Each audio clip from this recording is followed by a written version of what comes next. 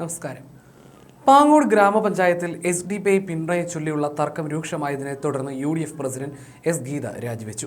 SDPIയുടെ പിന്തുണയോടെ ഭരണം തുടരേണ്ടതില്ലെന്ന UDF പ്രാദേശിക നേതൃത്വത്തിന്റെ കർശന നിലപാടാണ് രാജിക്ക് പിന്നിൽ. പഞ്ചായത്ത് തെരഞ്ഞെടുപ്പിൽ SDPIയുടെ വോട്ടുകളുടെ കൂടി പിന്തുണയോടെയാണ് UDF അധികാരം പിടിച്ചെടുത്തത്. എന്നാൽ തീവ്ര സ്വഭാവമുള്ള സംഘടനകളുമായി സഖ്യം വേണ്ടെന്ന സംസ്ഥാന നേതൃത്വത്തിന്റെ നയം ലംഘിക്കപ്പെട്ടതിൽ ഒരു വിഭാഗം പ്രാദേശിക നേതാക്കൾ തുടക്കം മുതലേ ശക്തമായ എതിർപ്പുമായി രംഗത്തെത്തിയിരുന്നു. SDPI പിന്തുണയോടെയുള്ള ഭരണം പാർട്ടിയുടെ പ്രതിച്ഛായയ്ക്ക് മങ്ങലേൽപ്പിക്കുന്നുവെന്ന് ഭൂരിപക്ഷം പ്രാദേശിക നേതാക്കളും വിലയിരുത്തി. വർഗീയ ശക്തികളുമായി യാതൊരുവിധ സഖ്യവും പാടില്ലെന്ന KPCC നിലപാടിന് വിരുദ്ധമായാണ് പാങ്ങോട്ടെ നീക്കമെന്ന് മുൻ ഗ്രാമപഞ്ചായത്ത് പ്രസിഡന്റും വ്യക്തമാക്കി. പിന്തുണയെ ചൊല്ലി പാർട്ടി പ്രവർത്തകർക്കിടയിൽ ഭിന്നത രൂക്ഷമായതോടെ ഭരണം മുന്നോട്ട് കൊണ്ടുപോകാൻ കഴിയാത്ത സാഹചര്യം സംജാതമായി.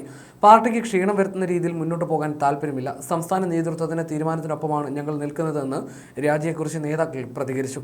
S. ഗീതയുടെ രാജി സമർപ്പിച്ചതോടെ പഞ്ചായത്തിൽ പുതിയ രാഷ്ട്രീയ സമവാക്യങ്ങൾക്കായി വഴി തുറന്നിരിക്കുകയാണ്.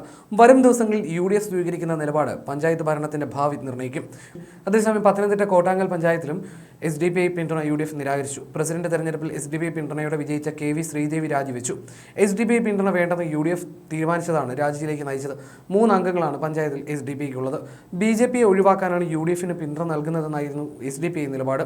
ഒരു വർഗീയ ശക്തിയുടെയും പിന്തുണ വേണ്ടെന്ന നിലപാടാണ് തങ്ങൾക്കെന്ന് രാജിവെച്ച പ്രസിഡന്റ് മാധ്യമങ്ങളോട് പ്രതികരിച്ചു. UDFനും BJPക്കും 5 വീതം അംഗങ്ങളുള്ള പഞ്ചായത്തിൽ SDPIക്ക് 3 പ്രതിനിധികളുണ്ട്. LDFന് 1 പ്രതിനിധിയാണുള്ളത്. കഴിഞ്ഞ തവണ SDPI പിന്തുണയിൽ LDF ഭരിച്ച പഞ്ചായത്താണ് കോട്ടാങ്ങൽ. SDPI, BJP, CPM പാർട്ടികളുടെ പിന്തുണയിൽ ഭരണം ലഭിച്ചാൽ രാജിവെക്കാൻ നിർദ്ദേശിച്ചിട്ടുണ്ടെന്ന് കഴിഞ്ഞ ദിവസം തന്നെ കോൺഗ്രസ് നേതൃത്വം വ്യക്തമാക്കിയിരുന്നു.